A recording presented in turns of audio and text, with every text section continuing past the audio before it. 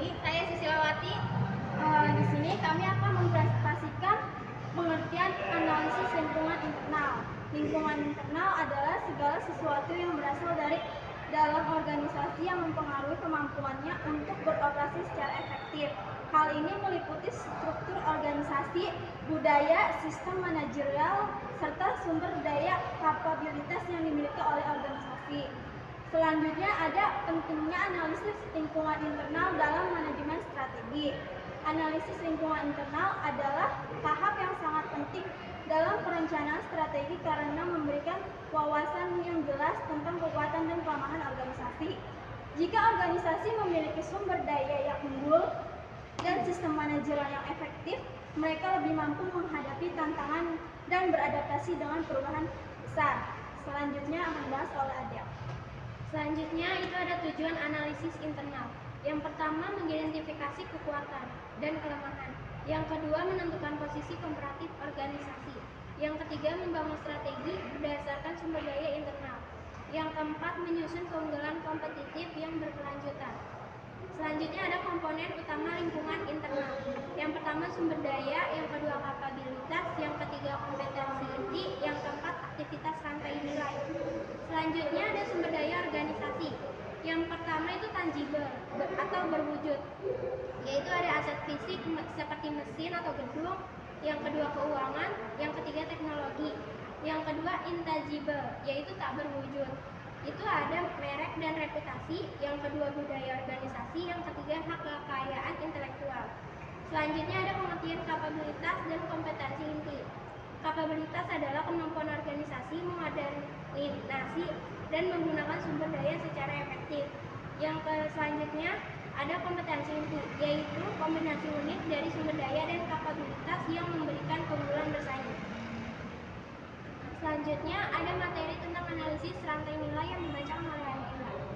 Lalu, analisis rantai nilai yaitu dikembangkan oleh Michel Porter, terdiri dari dua aktivitas. Yang pertama ada aktivitas utama, yaitu logistik, operasi, pemasaran dan penjualan, dan pelayanan.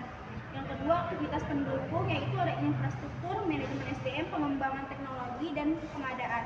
Lalu ada alat bantu analisis internal, yaitu ada tiga. Yang pertama, VIO framework atau Value, Rarity, Immutability, Organization. Yang kedua ada SWOT analysis, yaitu terus bagian strength and weakness. Yang ketiga ada balance scorecard. Lalu ada pengertian analisis lingkungan internal. Analisis lingkungan eksternal adalah proses mengidentifikasi dan mengevaluasi dan memiliki faktor mencakup peluang dan ancaman yang berasal dari kondisi ekonomi, teknologi, regulasi, sosial, politik, dan lingkungan industri. Metode yang sering digunakan untuk analisis ini adalah Pastel, 5 kekuatan Porter, dan Matrix EV. Lalu ada Pastel analisis yang dijelaskan oleh Susi. Yaitu ada Pastel analisis. Pastel digunakan untuk memahami faktor makro yang mempengaruhi bisnis. Di antaranya yaitu pertama ada politik, yaitu regulasi pemerintah, kebijakan pajak, stabilitas politik. Yang kedua itu ada inflasi, suku bunga, dan pertumbuhan ekonomi. Yang ketiga, demografi, budaya, gaya hidup, dan masyarakat. Selanjutnya ada teknologi, inovasi, digitalisasi, investasi, R&D.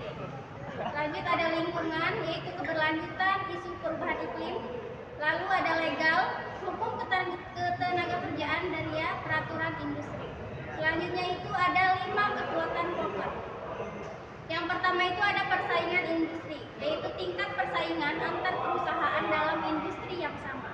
Yang kedua ada ancaman pendatang baru, yaitu potensi perusahaan baru masuk dan meningkatkan persaingan. Ketiga ada ancaman produk substitusi, yaitu risiko produk lain menggantikan produk yang ada. Yang keempat ada daya tawar pemasok, yaitu kekuatan pemasok dalam mempengaruhi harga dan pasokan bahan baku. Lalu yang kelima ada daya tawar pembeli, yaitu kekuatan konsumen dalam menuntut harga lebih rendah atau kualitas lebih tinggi. Selanjutnya ada matriks evaluasi faktor eksternal, alat analisis strategis yang digunakan untuk mengevaluasi yang mempengaruhi perusahaan, baik itu peluang atau ancaman. Faktor-faktor ini dinilai berdasarkan bobot dan peringkat, menghasilkan skor total yang menunjukkan seberapa baik perusahaan merespon tantangan eksternal. saja presentasi dari kelompok kami. Di sini ada kesimpulan.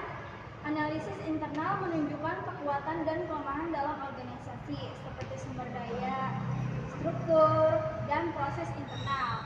Nah, selanjutnya itu ada analisis eksternal mengidentifikasi peluang dan ancaman dari lingkungan luar seperti tren pasar, persaingan, dan kebijakan pemerintah. Oke, baik, mungkin ini presentasi dari kelompok 3. Mohon maaf bila ada